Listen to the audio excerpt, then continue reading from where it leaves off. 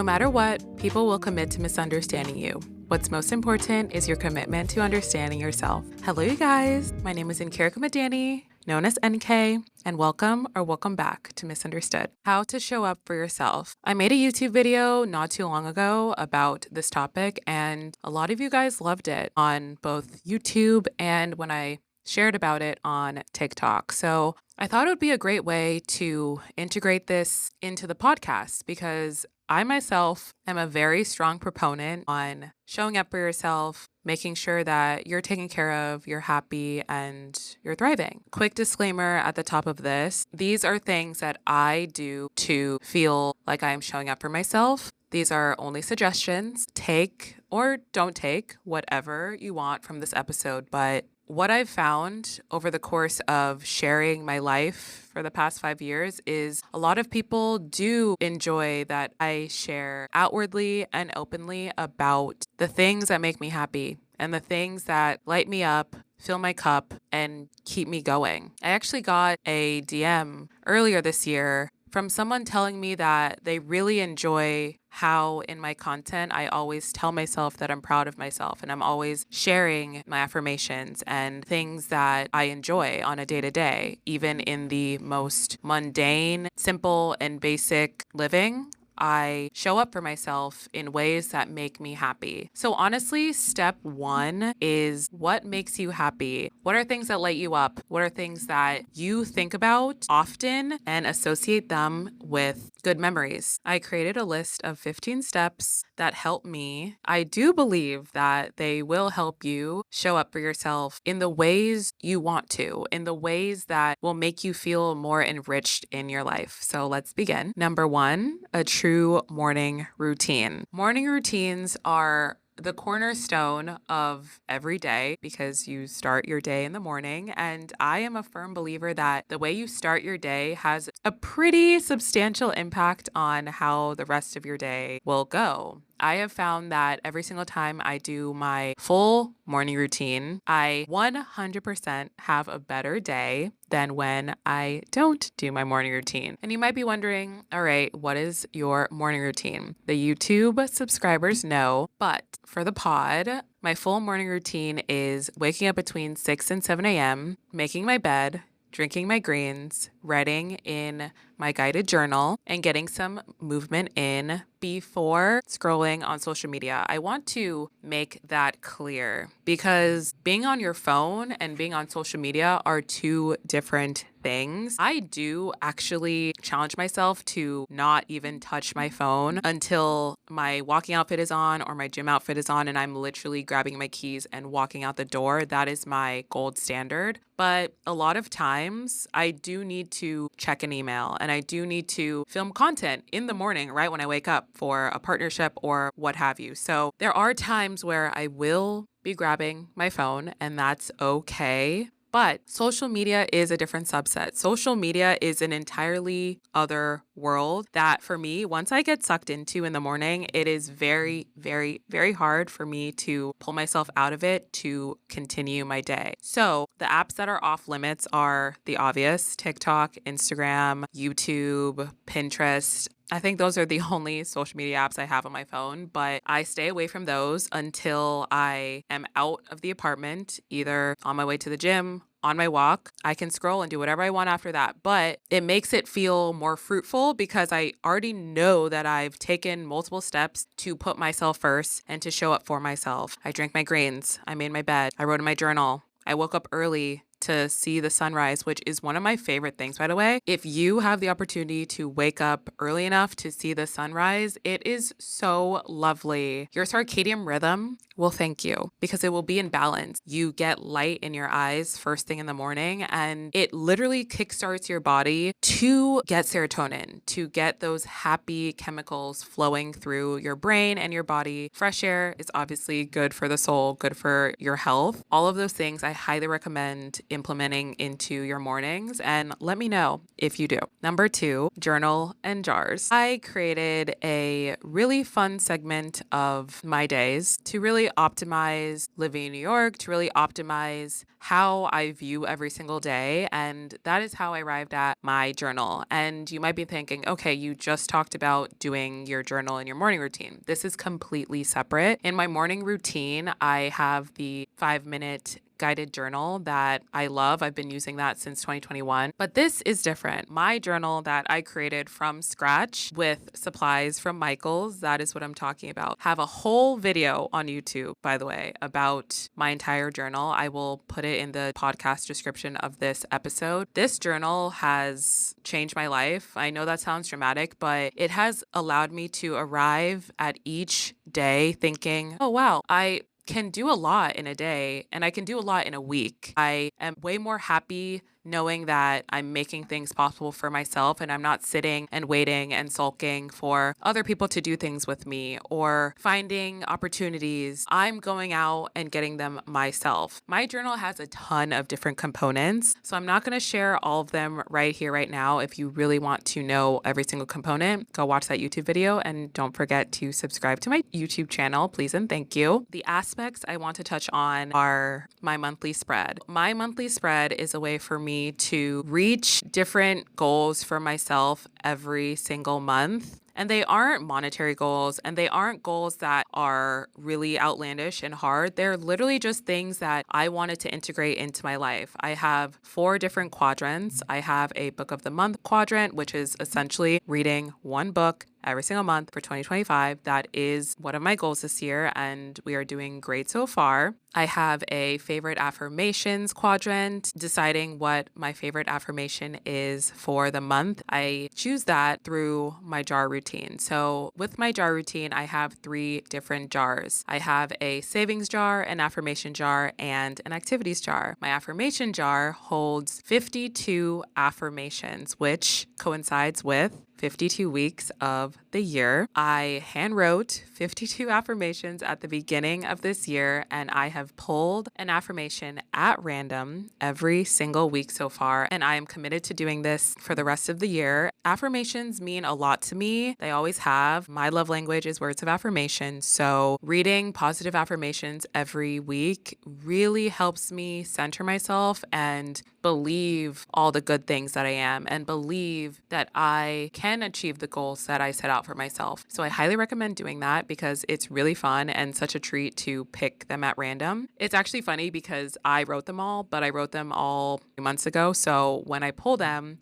I forget that I wrote them, if that makes sense. So it is a nice surprise every single week. My savings jar is essentially a piggy bank, a virtual piggy bank. As we know, when we were kids, we had a piggy bank and we put a set amount of money every single week and we opened it at the end of the year. So what I decided to do is gamify that by saving money every single week of 2025 and at the end of the year, see how much money I've saved for the entire year, and I will buy a plane ticket to somewhere I have never been. This is touching on a few things that are really important to me, saving and investing, but then also traveling. I love traveling. It's a huge pillar of my life. I fully believe that everyone should try to see as much as the world as possible because wherever you live, that's only one little piece of the world, and there is truly so much world to see. I'm very happy and excited about the possibility of going somewhere I have never been, and that is a great way to implement that in my life. And then lastly is my activity jar. I wrote 52 activities, either in New York City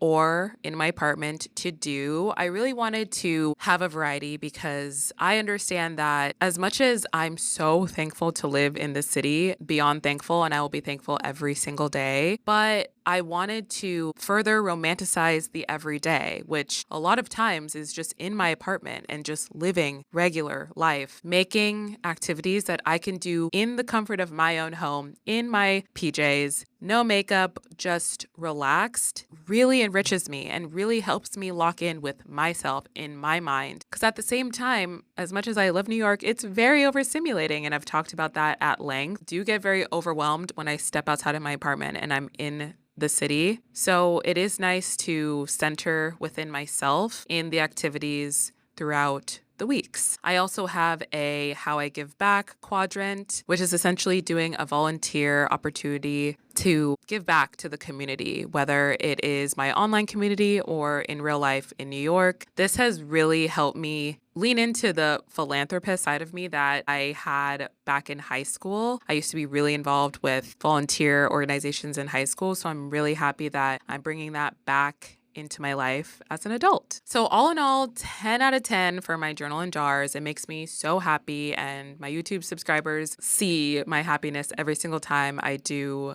that routine. Highly recommend implementing something in your life that will make things fresh and fun and make you really start to lean into your actual life and really enjoy it instead of wanting to escape it. Number 3, new apartment decor. Recently decked out my apartment with a good amount of new stuff. I'm so thankful because working in social media, I do get a good amount of things gifted to me. So with that, I got a low-key apartment makeover. So obsessed with all the new prints, all the new colors, all the new textures in my apartment. I love color. People who know me already know this, but I had always been super scared of implementing color specifically in my space. Because when you think about it, when it comes to these high dollar value items like a couch or a rug or a really big painting or a mirror, you get scared and you don't want it to look bad. So therefore you play it safe. When I got to pick out the new items for my apartment, I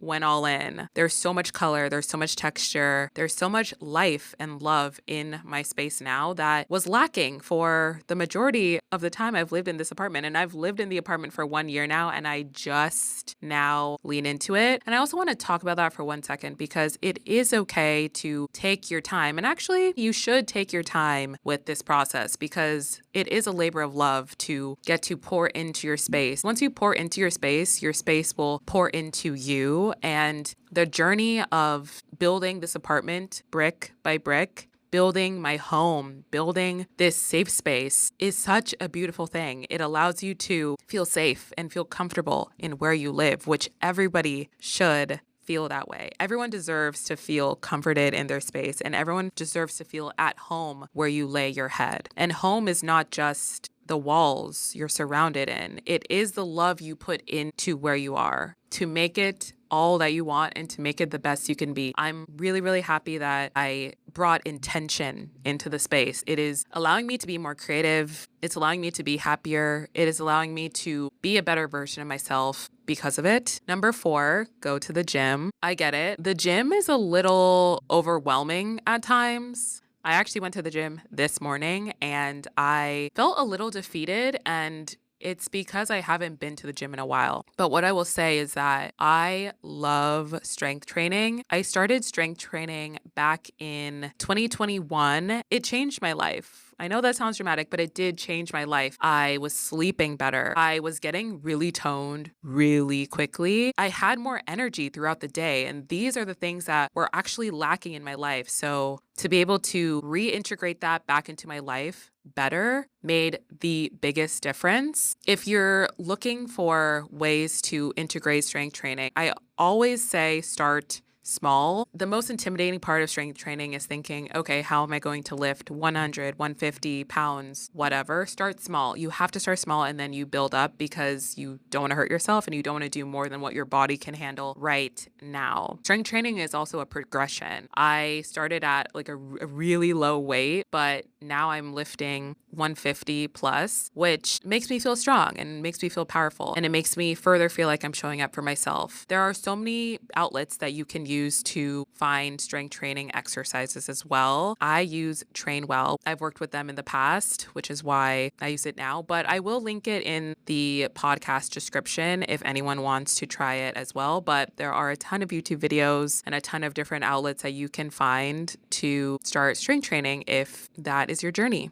Number 5 is hydrate with electrolytes. I cannot stress that enough. Growing up is realizing that you need electrolytes more than you think you do. Every single person needs electrolytes. It doesn't matter who you are, your age, your gender, your body composition, you need electrolytes. Because what everyone forgets is that We lose minerals and electrolytes literally just by existing. This is not just for athletes. Literally, you walk down the street, you sit at the park, you are sweating out your electrolytes. You have to put them back in and you have to replenish your body. So many times I have said in the past, oh, wow, I don't feel so great. It's because I am underhydrated. Think about it. Think about your intake of hydration. Is it the right amount? And are you using electrolytes? Because I can promise you that if you are using electrolytes, you will feel bodily better. That has honestly been the game changer in my life and in my body, is making sure I am drinking electrolytes every single day. I've talked about Advocare at length on social and I love it. They have so many different flavors. My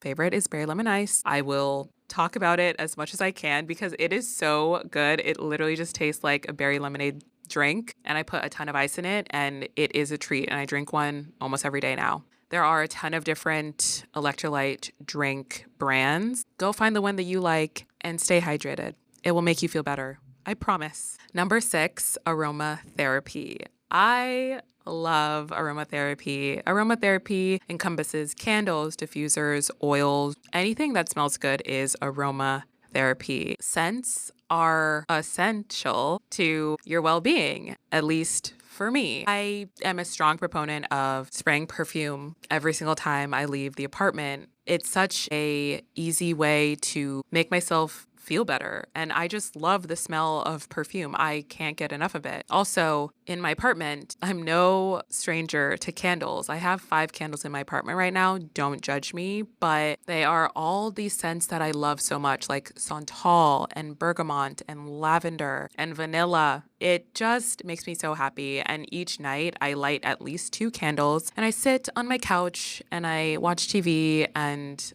I just relax. It makes me feel calm. And when you feel calm, truly calm, you know that you've shown up for yourself. You know that you're doing something good for yourself when your body and your nervous system actually feels calm. And aromatherapy gets the job done super effectively. Number 7, get some flowers. I am a girl who will always love flowers. Ever since I was a baby, I remember loving picking flowers at school. And as an adult, I cannot walk past the Trader Joe's flower section without just stopping and looking. I don't buy them all the time, but I will always stop and look at the flowers. Like they say, stop and smell the flowers. That's a real thing. Like, stop and appreciate the beauty of nature. Flowers are part of nature, and it's so lovely to just sit and absorb the beauty of flowers. Flowers make everything better. You can't refute me on that. Flowers make everything better. Receiving flowers is such a treat. Make your own bouquet. That is actually an item on my spring bucket list, and I cannot wait to go make my own bouquet. If you didn't know, you can actually have a flower bouquet made for you at Whole Foods. You just have to pick the flowers you want, and they will go to the back and make it for you free of charge. What a hack. But I can't wait to make my own flower bouquet at home and just play some music and maybe sip a mocktail and make a pretty bouquet from scratch. That just sounds so lovely to me and such an amazing activity, a low cost fun activity that you can do for yourself. Number 8, make a dinner you love. Can say that I love cooking now, and I have never been a person who loved cooking, but I love the act of cooking because it is one of the biggest acts of self-care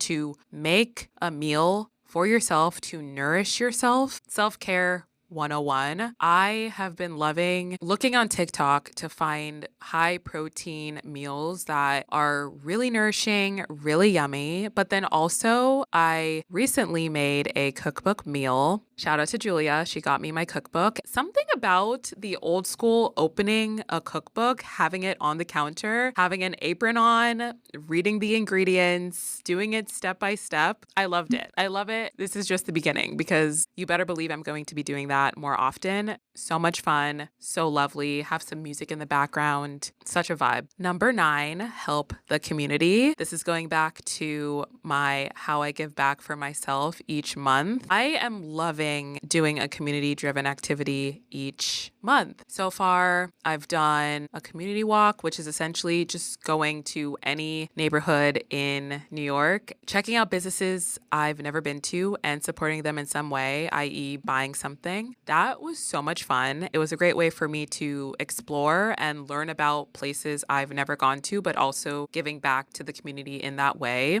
I also recently volunteered at one of the New York Roadrunner races. That was a really beautiful experience to get to see all the runners running, but connecting with fellow volunteers who also equally love the sport and want to further enrich it in some way by giving your time and giving your care for the activity at hand. I had so much fun. Number 10, listen to your body. So this is a little bit of tough love. Definitely working on this where I have many times not listened to my body and then I got sick or I wasn't feeling well and I had to go to the doctor. Listen to your body. If there's anything at all that your body is feeling that you're thinking something isn't feeling right, do not suppress that voice. Please. I think as women, we often feel like we are not heard when we bring something to attention. I have literally been in doctor's offices and have been told that my problems aren't real problems, and I've been silenced in so many ways. What I can say to this is be your biggest advocate, be your biggest cheerleader, and be your biggest support system.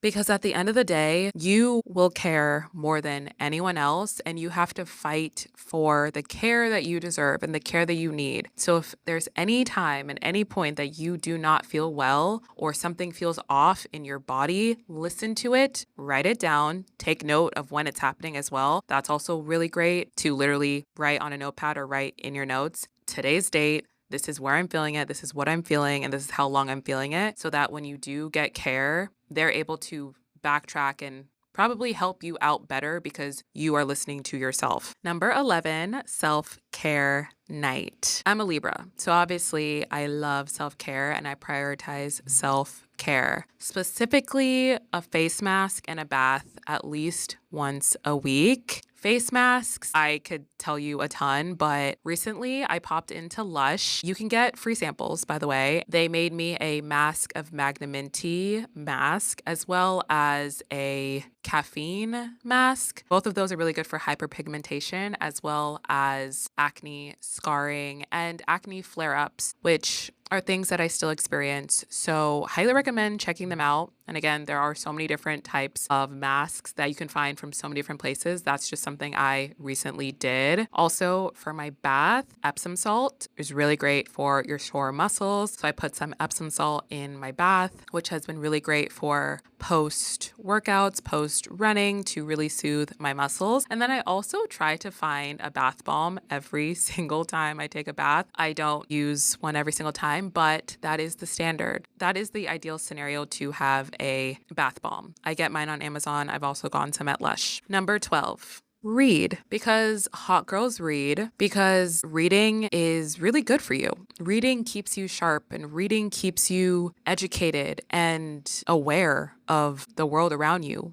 Because remember, we are living, but we are not alone. There are so many things that we can learn, and learning is so much fun, and learning is such a great way to understand who we are as people. I'm trying to read as much as I can. Like I said, I have a 1 book a month goal for 2025. I love romance. That is my favorite genre, but I am also trying to lean into other different genres. I also like self-help. I have a ton of self-help books that I've read over the years, but I also want to say here that reading should be fun, and life is too short to read books you don't like. So if you don't like a book, just put it down and get a new one. Read the genres that you like. Don't force yourself to read something that isn't your vibe. That's something I learned as well because I felt really subconscious about only liking specific genres, but that's what I like. That's what my brain is craving. So feed your brain what it wants because that's in fact how you show up for yourself. Don't force something that's not working. Number 13, go for a run. I am in my runner girl era. I started running back in December. I ran the New York City Half Marathon. I'm in a run club and hopefully one day I will run a marathon. But what I will say is that running has been the light of my life. It has allowed me to shut out the world and really elevate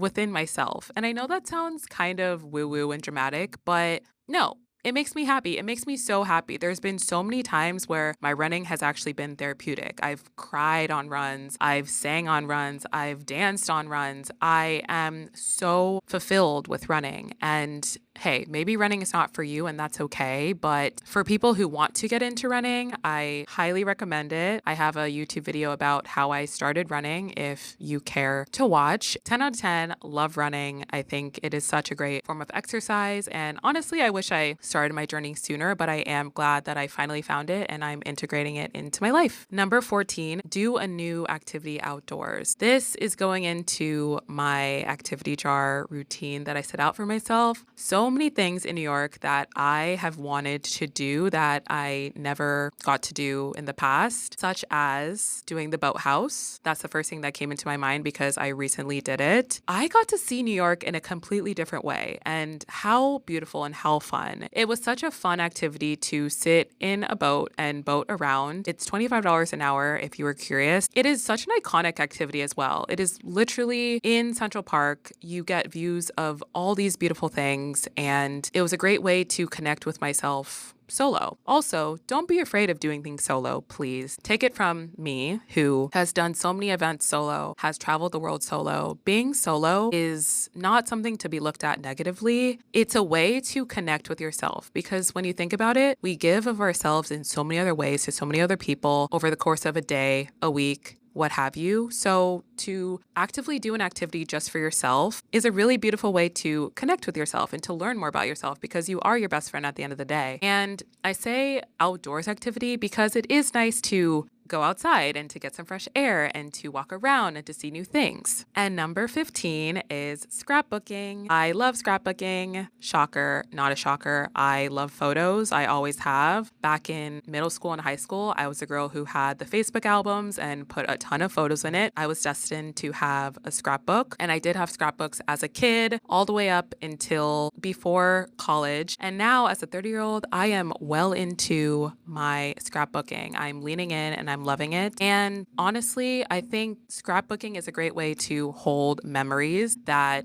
you want in a tangible way. I honestly can't wait to show my scrapbook to my future family, and I can show it to my friends. I bought a scrapbook back at Michael's. It was like $10. And it's been a great way to look back on all the things I've done. Showing up for yourself can look so many different ways. You, at the end of the day, are the one to decide how you want to show up for yourself and how you want to make your life the happiest place it can be. And I really hope that these steps and these ideas are something that you really feel like you can integrate into your life. And with that, thank you so much for listening to another episode of Misunderstood. Please remember to rate the podcast 5 stars on Spotify and Apple. Join our Geneva group chat. It is in the description of this episode. Hang out with me on my other socials, YouTube, Pinterest, TikTok, and Instagram at nkmadani. And I will talk to you guys in the next one.